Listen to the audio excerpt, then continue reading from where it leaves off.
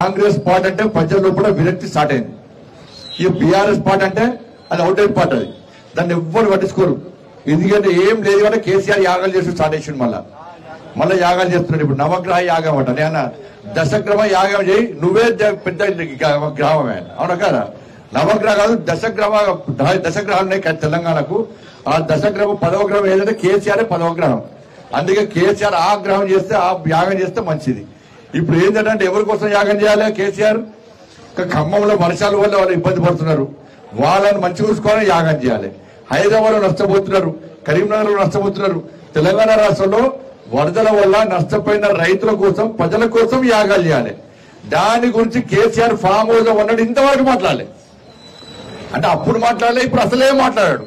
ఆయన మళ్ళీ అధికారం రావడానికట, ఆయన ఎమ్మెల్యేని కాపాడుకోవడానికి ఇవాళ యాగాలు చేస్తున్నట్టే.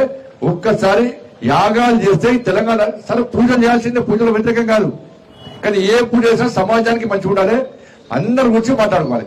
అదే వరదలతో ఫామ్ హౌస్ లో ఉన్నాడు, బిడ్డ పేరు నుంచి బయట రానే యాగం చేస్తాడు.